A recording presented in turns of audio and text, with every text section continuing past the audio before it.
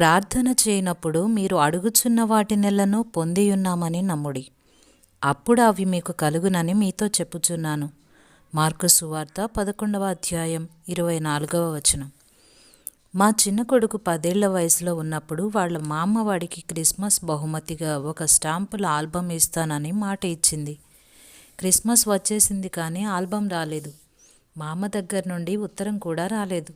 ఈ విషయాన్ని ఎవరూ ప్రస్తావించలేదు. వాడి స్నేహితులు వాడి క్రిస్మస్ బహుమతుల్ని చూడటానికి వచ్చారు.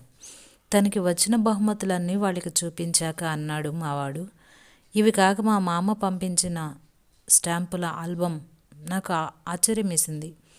చాలామందితో అలానే చెప్తూ వచ్చాడు. ఒకసారి వాడిని పిలిచి అడిగాను, జార్జ్, మా అమ్మగారు నీకు ఆల్బమ్ పంపించలేదు కదా, ఉందని ఎందుకు చెప్తున్నావు?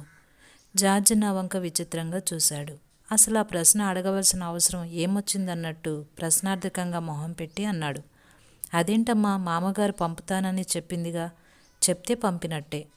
వాడి విశ్వాసాన్ని వమ్ము చేసే మాట ఏమీ అనడానికి నాకు నోరు రాలేదు. 1 నెల గడిచిపోయింది. ఆల్బమ్ జాడలేదు. చివరికి ఒక రోజున జార్జి విశ్వాసం ఎలా ఉందో చూద్దామని కొంత నిజంగానే ఆల్బమ్ ఎందుకు రాలేదా అనే సంశయంతో కొంత వాడిని పిలిచాను. మీ మామగారు నీ ఆల్బమ్ గురించి మర్చిపోయినట్టుంది. లేదమ్మా, జార్జి స్థిరంగా జవాబిచ్చాడు. ఎన్నటికీ మర్చిపోలేదు. నమ్మకంతో వెలిగిపోతున్న పసిమొహాన్ని చూశాను.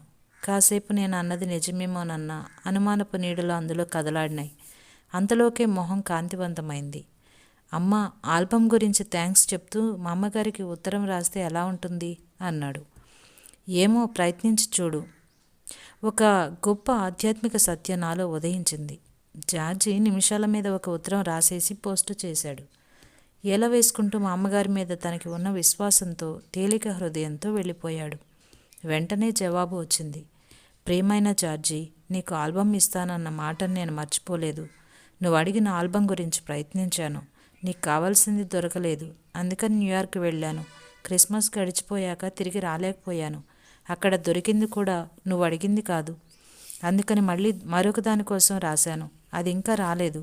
నీకు ఇప్పుడు $3 పంపిస్తున్నాను. చికాగోలో నీకు కావాల్సింది కొనుక్కో. ప్రేమతో, మా అమ్మగారు. జార్జి ఆ ఉత్తరాన్ని విజయగర్వంతో చదువుకున్నాడు. అమ్మా, నేను చెప్పలేదు అన్నవాడి మాట సందేహాలు లేని ఆ హృదయపు లోతుల్లో నుండి వచ్చింది. ఆ ఆల్బమ్ వస్తుందన్న వాడి ఆశ అనే నిరాశల్ని జయించే ఆశ. జార్జి నమ్మకంతో కనిపెడుతున్నంతసేపు మా అమ్మగారు దానికోసం పనిచేస్తూనే ఉంది. కాలం సంపూర్ణమైనప్పుడు విశ్వాసానికి రూపం వచ్చింది. దేవుని వాగ్దానాల మీదికి అడుగు వేయబోయే ముందు మనం ఎక్కడ అడుగు వేస్తున్నామో దాన్ని చూడాలనుకోవడం మానవ సహజమైన బలహీనత. కానీ యేసు ప్రభు తోమాకి, అతని తరువాత వచ్చిన ఎంతోమంది నమ్మకం లేని వారికి చెప్పాడు, చూచి నమ్మిన వారి కంటే చూడక నమ్మిన వారు ధన్యులు.